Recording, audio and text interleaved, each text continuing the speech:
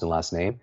The second time you did it, I would hallucinate. It would take longer. It would feel more uncomfortable, and the quality wouldn't be quite as good. And it's kind of like learning. Maybe you or your child you're really interested in a subject and you go to a class on it even, but for some reason, even though you're interested in it, you're just not getting it because it's the way the teacher prefers to teach is different the way that the child prefers to learn. And it's like two ships in the night and you pass each other in the dark and you don't even realize the other one is there and you don't even connect.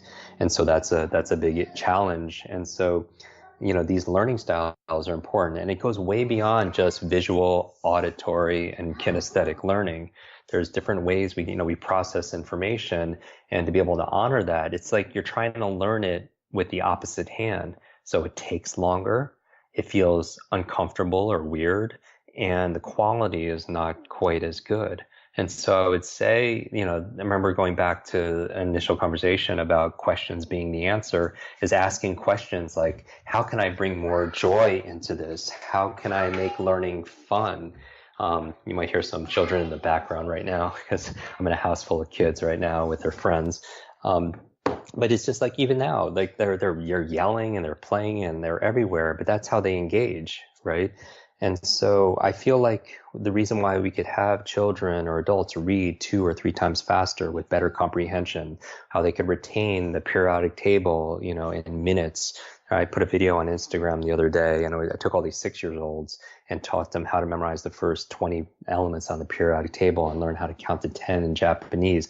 Literally, I did all that in 9 minutes, and it's not that because I'm so great. It's just there's genius in all these children.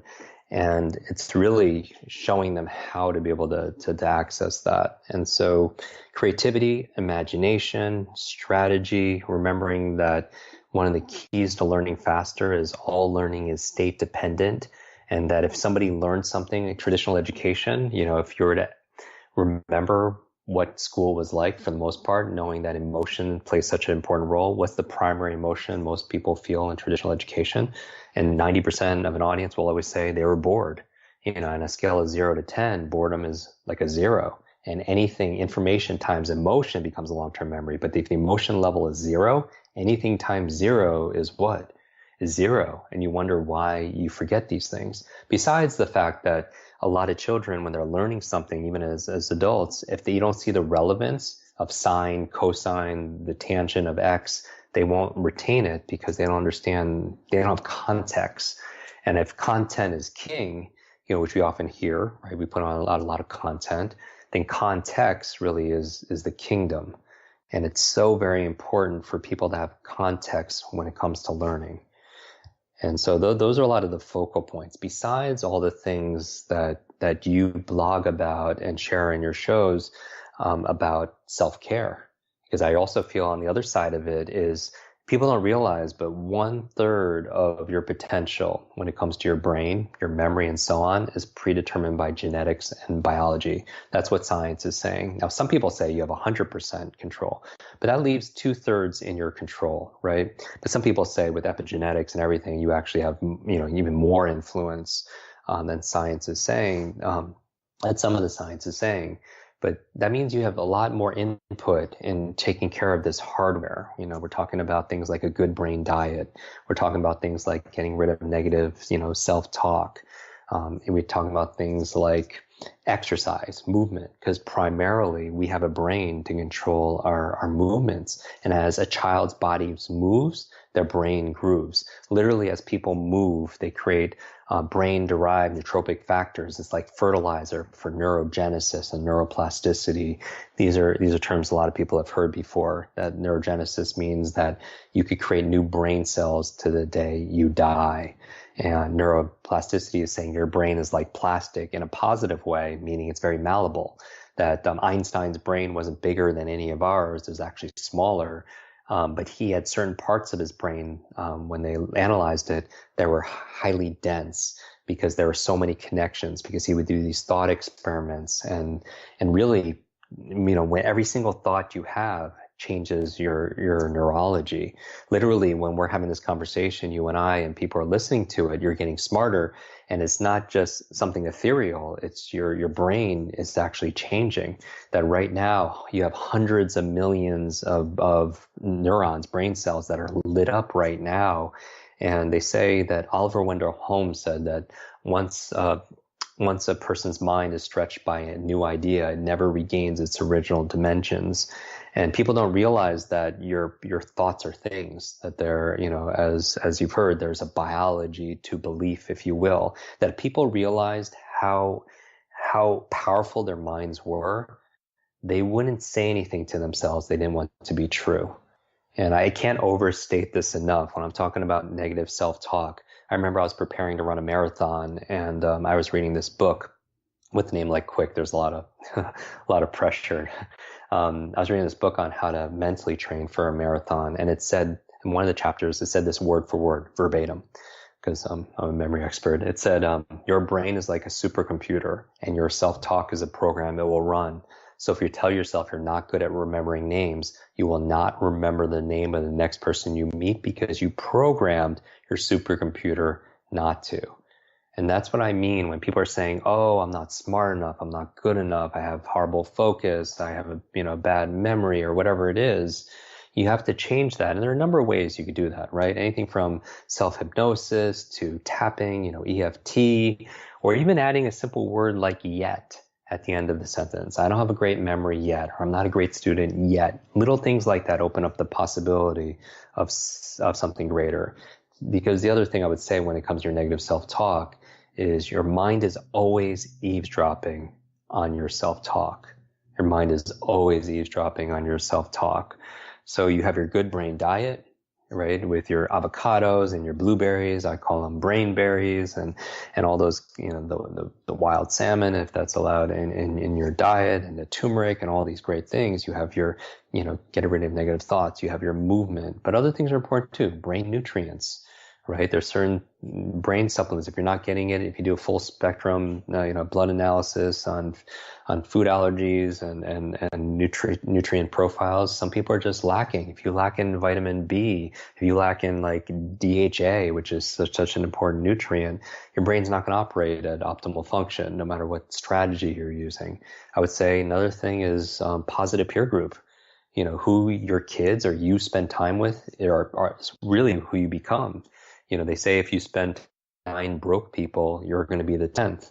And there's actually a science to this. Even when, with the kids, your children, their friends that they hang out with, because all of us, no matter what our ages, the reason why is because we have these things called mirror neurons.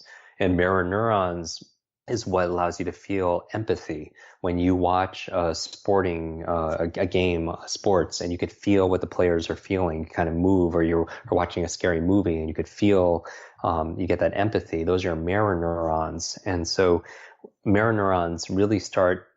The reason why you have to be careful who you spend time with, your positive peer group, is because if you start adopting their beliefs, you start adopting their habits, you start adopting their behaviors.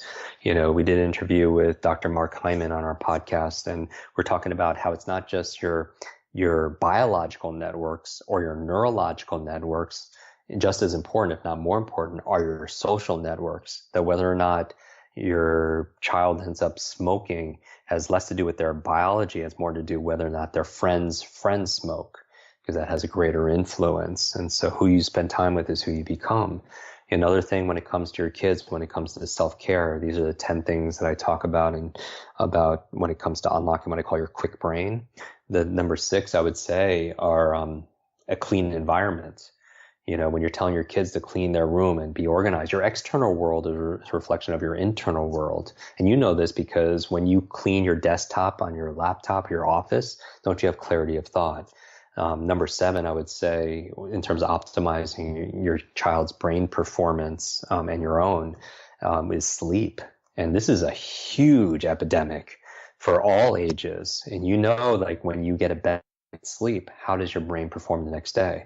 I mean, how do you make decisions? How's the quality of your thinking? How are you able to solve problems? How's your focus the next day?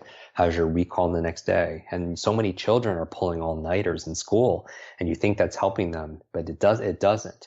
You need to sleep because of three things. I would say three things cognitively that most people don't think of. Number one, when you sleep or your child sleeps, that's where they consolidate short to long-term memory. And that's why it's important to sleep, is because that's actually where a lot of learning takes place. Number two, so those all-nighters definitely do not help. Number two, it's where you clean out plaque that in your brain when you sleep. That's when your sewage system really is operating, and that can lead to dementia and other brain aging challenges. And then the third reason why you want to sleep, and this is something, I mean, there are many more reasons than this, but I would put in there is when you dream, right? If you're not getting REM sleep, you're not going to dream, and you're thinking, what does dreaming have to do with performance? And people don't realize this, but when you're learning or your children are learning all day, your brain does not shut off at night. If anything, it's more active. It's more active at night, and in the form of dreams. And when you're dreaming, I mean, have you ever studied something, or, you know, with your business or anything otherwise, and you start dreaming and start thinking about it?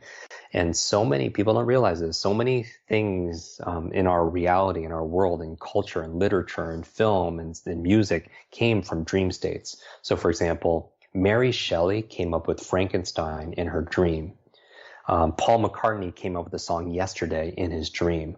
Inventions like the sewing machine came to Elias Howe in his dream. The periodic table came to a chemist in his dream. So what are we dreaming about? What are our children dreaming about, you know, late at night? But that requires, you know, you get to sleep. And so we did but the other thing is that you remember your dreams, you know, in the morning. A lot of times you wake up, you remember your dreams, but then you forget it shortly afterwards. So one of our most popular podcast episodes we did was like how to remember your dreams, which is the first thing I do every morning. Everybody has their morning routine, and I have mine, you know, 10 things I do. And what makes mine a little bit different than other people's, like Tim Ferriss or Oprah's or Tony Robbins or whatever, each of mine is all about activating your brain, jumpstarting your brain the first hour a day so you can win the rest of the day. But remember your dreams is the first thing I do. So that requires sleep. 8, I would say, is brain protection, meaning that with your kids, you have to protect their brain. And this is, you know, where for me, I had a number of traumatic brain injuries. And so your brain is very resilient, but it's also very fragile. And so I've had my brain scanned a number of times, you know, by Dr. Daniel Amen, who wrote Change Your Brain and Change Your Life. He raised over $40 million on PBS. He has clinics across America. But I mean, your brain really, you know, with concussions and damages like that could lead to some learning challenges, which I had to protect your brain. I don't just mean from physical trauma either. I mean from EMFs, you know, it's electromagnetic fields, because I didn't realize, like I was doing a podcast episode and doing research, like over 90% of kids sleep with their phones underneath their pillows. We're not even talking about on airplane mode. So we don't know that having that device so close to the human brain, the human brain wasn't created, didn't have this, you know, throughout all of, you know, human history. It's only just obviously recently. So we don't know the effect that has on our brains. And then that's number 8 is brain protection. And number 9 and 10, really simply, is 9 is new learnings. That if you want your children to be at their best, at a peak, it's not just about mental intelligence, it's about mental fitness. And one of the ways to keep your brain fit, to create neurogenesis, neuroplasticity, 2 things, novelty and nutrition. Science says that if you want to create new brain cells or new connections between brain cells, it's just like building physical muscles. If you want to build your physical muscles, you have to give it novelty, like a workout, and then you have to feed it with nutrition. Same thing with your mental muscles. And so you need to give it novelty, in the form of new learnings and stimulus. And then you have to give it the nutrition through your diet and supplementation. And then also there was a study on, I don't know if you saw it. It was a longevity study done on these group of nuns. They wanted to find out, I call them super nuns. It was on the cover of Time magazine. They wanted to find out how this group of women were living well into their 80s, 90s, and above. And they weren't just living longer, they were living well. And they found out half of it had to do with their gratitude and emotional faith, but the other half of it had to do with they were lifelong learners. And because they were lifelong learners, it added years to their life, but not only years to their life, but also life to the ears. And then finally, the 10th thing I would recommend for parents with their children and for anybody listening to this at any age is stress management. And this is always the invisible thing because people don't realize how much stress you're under, chronic stress, and the damages it has on your nervous system and on particularly your brain. Meaning chronic stress actually reduces